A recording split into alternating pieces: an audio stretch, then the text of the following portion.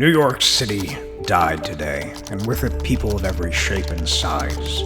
The enormity of this tragedy is too much to bear, but by the time you read this, the facts of this matter will already be recorded. A feeling of loss and hopelessness washes over this publisher, and one wonders if another feeling will ever replace it. My loving wife was lost in the eternal damnation that was once our happy home. And though my family is gone and my employees are gone, and this paper has probably seen its final days, all I can think about today is Spider-Man. Before I was carried away from this hell, my last witness was of Spider-Man. I was witness to, maybe, his last acts of true heroism and selflessness. I saw with my own eyes this young man dive into the hellish waters that killed us and try with everything he could to save anyone he could. And now I am ashamed of myself, and I now realize the sins of my past, my weakness as a man and my corruption as a journalist. My confession to you is that I failed. Spider-Man was a hero. Not a freak or a menace or any other names I called him in the pages of my paper for laughs and profit. A hero. One can only marvel at the self-delusion that this publisher wrapped himself in to decide that he was doing this in the name of journalism, that what I did served the public interest. My obituary for Spider-Man is my confession, and not only for misrepresenting this story, but all the others.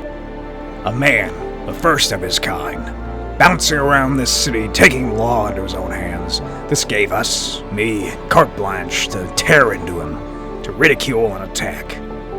See, as a newspaper man all my life, I know as well as anyone that it is so easy to blame the boogeyman for the world's ills.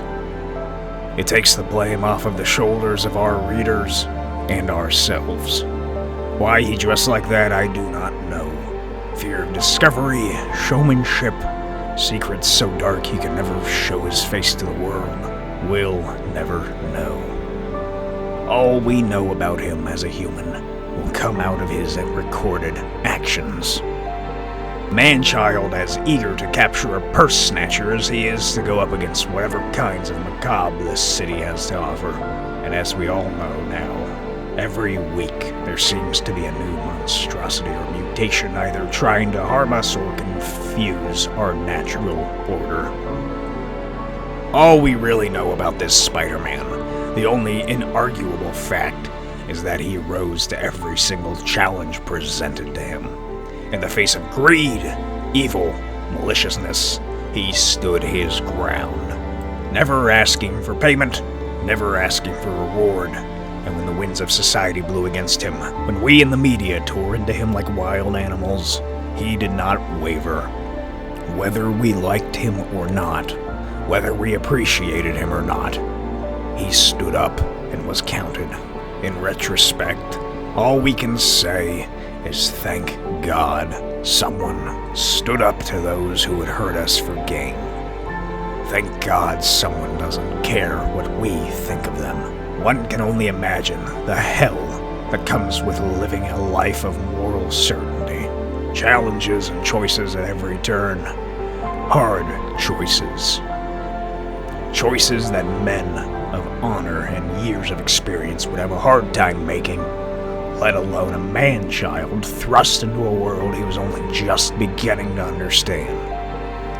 Imagine the weight of choices put before him every day.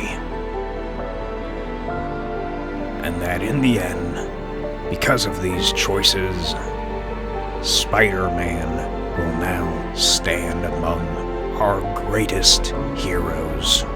As the days and the weeks roll ahead, we will hear many heart-wrenching stories of bravery and selflessness. This I know. We've seen it before.